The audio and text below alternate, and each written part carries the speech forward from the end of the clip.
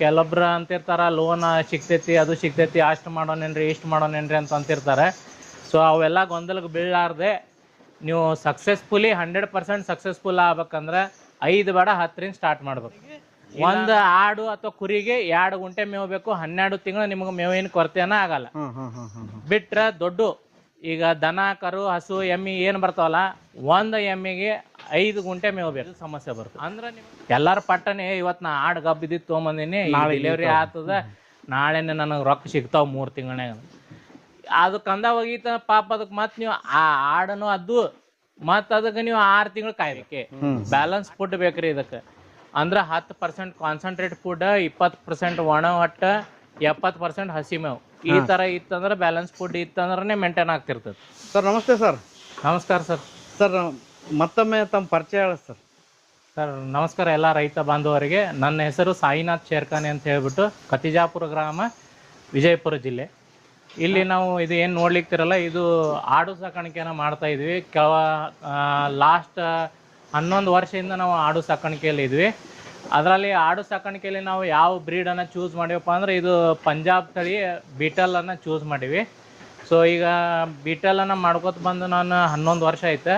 ಇವೆಲ್ಲ ಇಲ್ಲೇ ಹುಟ್ಟಿರೋವಂಥ ಮರಿಗಳು. ಎಷ್ಟನೇ ತಳಿ ಆದ್ರಿ ಈಗ?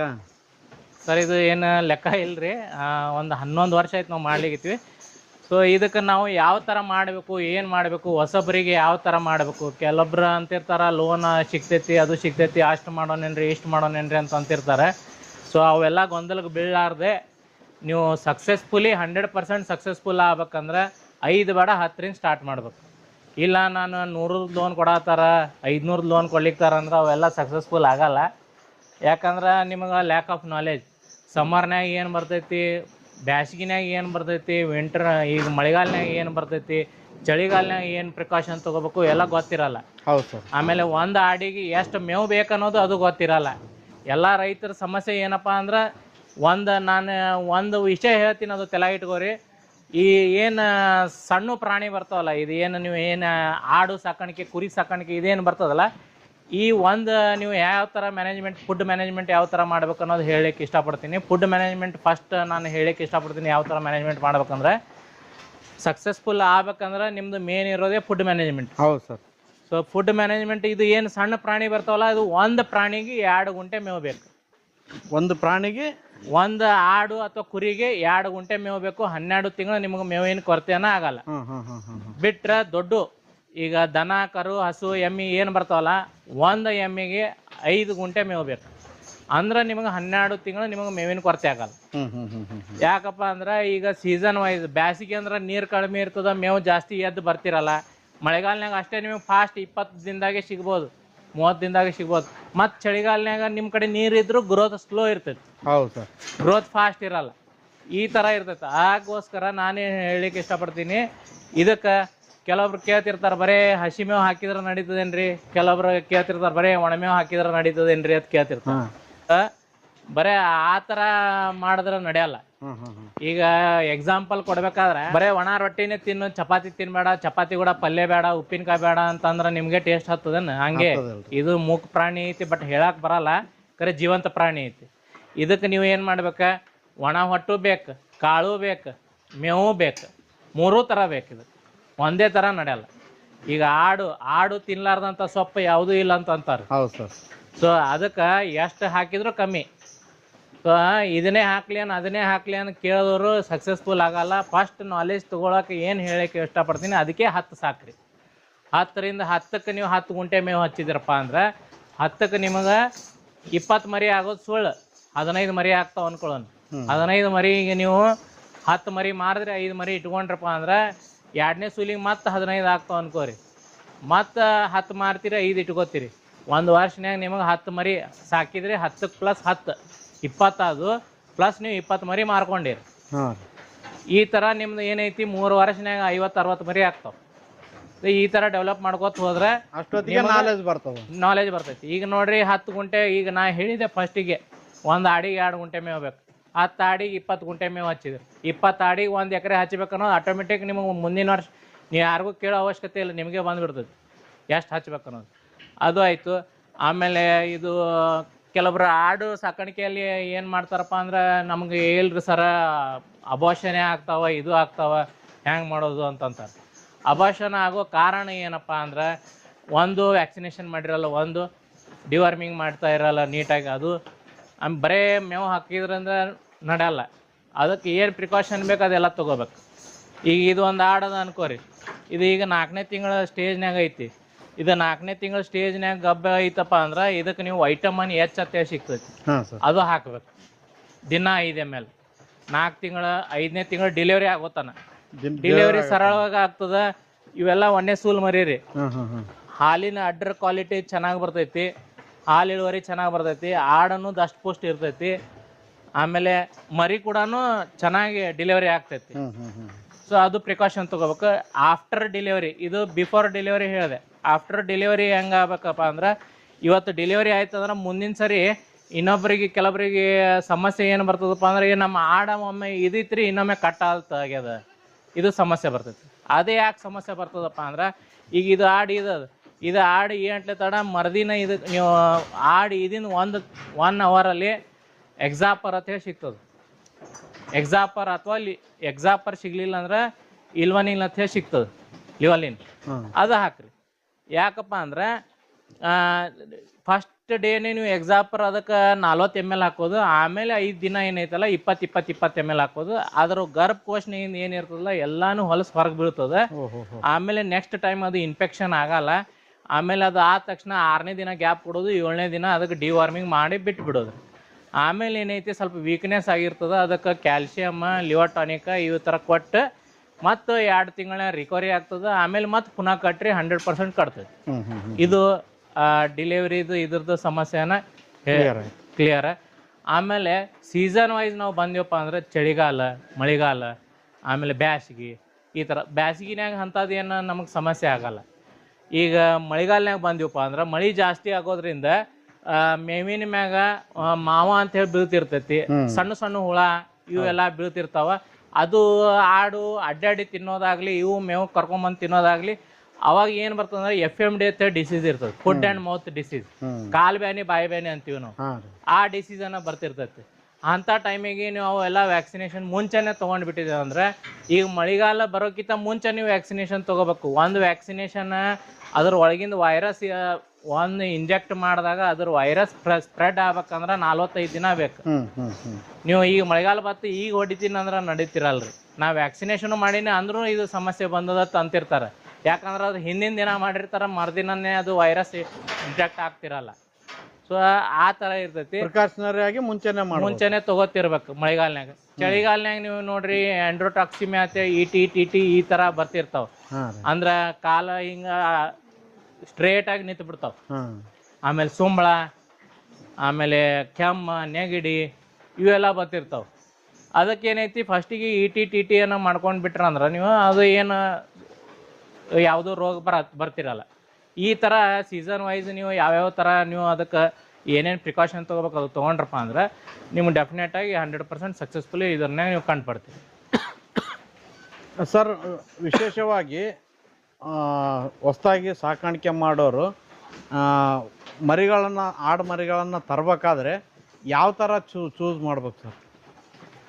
ಸರ್, ಎಲ್ಲರಿಗಿಂತ ಬೆಸ್ಟ್ ಅಪ್ಪ ಅಂದ್ರೆ ಎಲ್ಲರೂ ಜನ ಏನು ಮಾಡ್ತಿರ್ತಾರೆ, ಆಡು ಹುಡುಕ್ತಿರ್ತಾರೆ.